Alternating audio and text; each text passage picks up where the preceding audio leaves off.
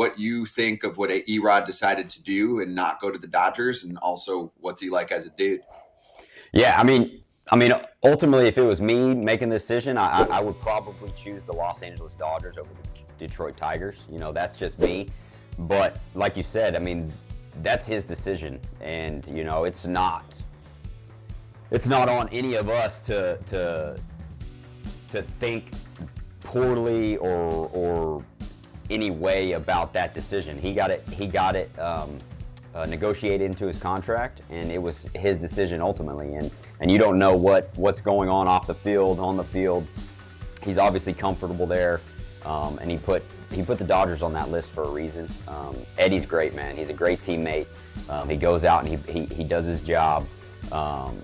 And shoot, I know the Dodgers would have loved to have him, but for some reason he felt like he wanted to stay in Detroit with his family, and I respect him for that decision. I think Dan O'Dowd was blowing him up the other day on TV about Detroit let you do this while you were going through your family struggles and this and that, and you should have done.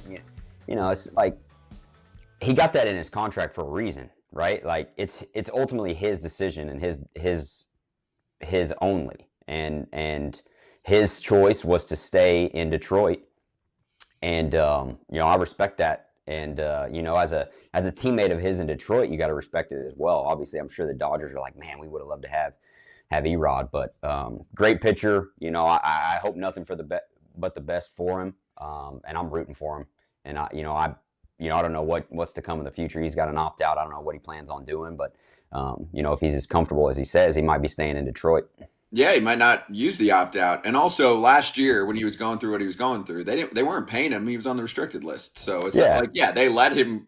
Sure. I mean, he's allowed to leave and then just not get paid. That's what was going on. Mookie and JD texted their old teammate Erod this week to see if he was going to waive the clause. Neither of them got a response before that deadline, which was answer enough. That coming from Fabian Ardea from The Athletic. And then let's also bring in what his agent said. Gene Matto said, Mato, I don't know. Tomato.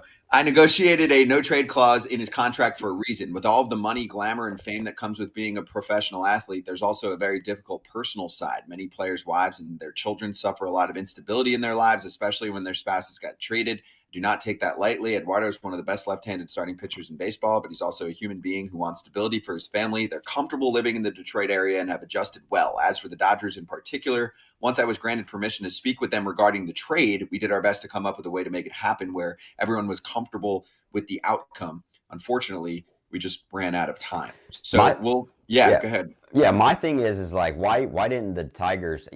I don't know. I've never been in this situation. AJ, you hit 10-5, so you had that right. If I'm the Tigers, I'm going to Erod and being straight up like, here's the deal, here's what we want, here's what we're doing. Will you do this? I don't feel like it has to get to the point where we made a trade and now we have to call and ask for your permission. Like I feel like that should have been handled before it got down to the final stages. But yeah, I'm curious, AJ, as to I'm sure there are teams that you would have preferred not to go to from Baltimore. You were comfortable there with your family, and that's just something you earn as a player. And he chose to stay put, which I completely respect. I had a choice, but it was to Philly, and at the time I think they were going for it. But trust me, me and Victorino was texting back and forth like, hey. I'm like, what is the real deal of it? He's like, the plan is a platoon, and right? I'm like, platoon? I'm going to free agency. I ain't a platoon. What are you talking about? And I'm like, it didn't fit me. I was able to get more at bats. It didn't fit me. I was fortunate enough to have a 10-5. Some guys, like Longo got traded right before his 10-5 in Tampa. You don't think he wanted to stay in Tampa, comfortable, started there, taxes? And then go get shipped over to California, 13.3, baby. Yeah, there's a lot of factors. So let's get into it with Ken. Okay, well, another great column up there because we still have the trickle effect, the aftermath of everything with the trade deadline. So these guys were getting into Eduardo Rodriguez. It's been a great topic for a show like ours with all the former players. So what did you write about, and also your thoughts even to what Brock and Adam were saying, which includes Adam going, hey, I hit a time when I didn't want to go to Philadelphia because I didn't want to platoon, and taxes are a factor. There's a lot of things that go into play here, right? No question. And what Brock said is absolutely right, that it's a negotiated right. It's in his contract, and he got it in his contract for a reason. If the sole thing here was his family and not disrupting his family, if that was it, then you cannot question it. The thing is, a couple things actually. One, the Tigers say they did talk to him before the trade was made. They were under the understanding, and they had the Dodgers under the understanding, that Eduardo Rodriguez would accept a trade to the Dodgers. And the other thing is, if it's solely about family, if that's it, well, then why are Rodriguez and his agent, Gene Mato, asking for financial and contractual enhancements to make his family more comfortable? I get it, guys, but my lesson from an early stage of my career was to follow the money, and this was certainly something where they wanted something to waive the no trade. Now, that's their right, too, to use the no trade as leverage, but apparently what they asked for, and one of the things they asked for, I reported, another year if he didn't opt out at $20 million. He already is getting 3 years at $49 million if he does not opt out. They wanted another year at 20, 4 years, 69 total if he doesn't opt out, and Dodgers just weren't willing to do that. So it's one of these things where I'm not sure exactly who is to blame and all of that. But I do say this. The Tigers ended up losers. They didn't trade him. They didn't get anything back. They will be unable to make him a qualifying offer if he leaves as a free agent. Unable to make him a qualifying offer, unable to get draft picks in return. They have to pay him the rest of the year, $4.5 million to play for a losing team. So they were big losers. The Dodgers obviously were losers. They wanted Eduardo Rodriguez, didn't get him. And while you can't call Eduardo a loser here, there are things that are going to follow him because of this. And teams are going to question, hey, why didn't he go from a last place team to, well, not a last place team, but also Ram, to a first place team when it might have been only for 2 months before he opts out?